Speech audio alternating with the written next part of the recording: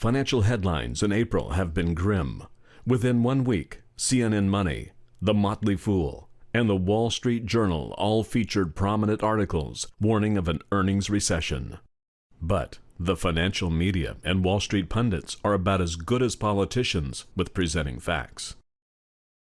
Here's the truth about earnings, and it's part of the story that you just don't see in the press. Through the fourth quarter of 2015, which is the latest available data as of April 15th, earnings on the companies in the Standard & Poor's 500 have plunged 14.4% from the previous 12 months. That is indeed an earnings recession. However, when you take out the energy and materials industry sectors, earnings are actually up 5% in that period. In other words, the collapse in earnings in energy and materials companies, whose fortunes are tied to commodities prices, was the clear culprit in the S&P 500 index earnings collapse. This observation comes from independent economist Fritz Meyer, whose research we share with you regularly. The companies in the S&P 500 index that are not in the energy or materials sectors, 91% of the 500 stocks, showed 5% growth in earnings in this same period, and 5% growth is not too bad at all. Weakness in the energy and materials sectors, 2 of the 10 industry sectors comprising the S&P 500, are masking strength in earnings in the 8 other industry sectors.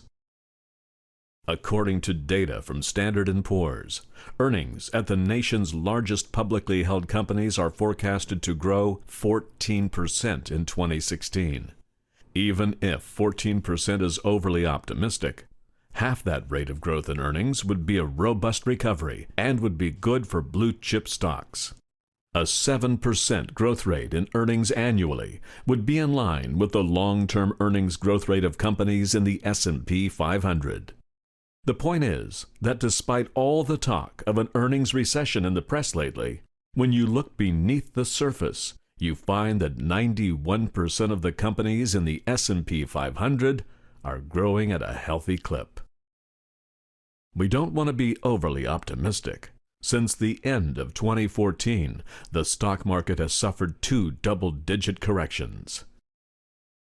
In addition, the 6.5-year-old bull market and economic expansion are both historic for their longevity, and a change in emotion or unexpected bad news could send stocks tumbling again or trigger a bear market correction of 20% or more.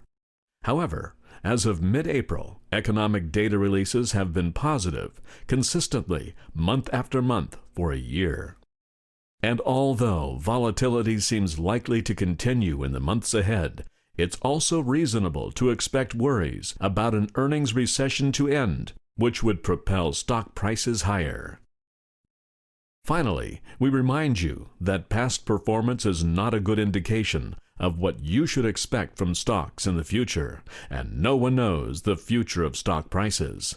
But it's wise to remember that bull markets always climb a wall of worry. They're never expected, and this time could really be the same.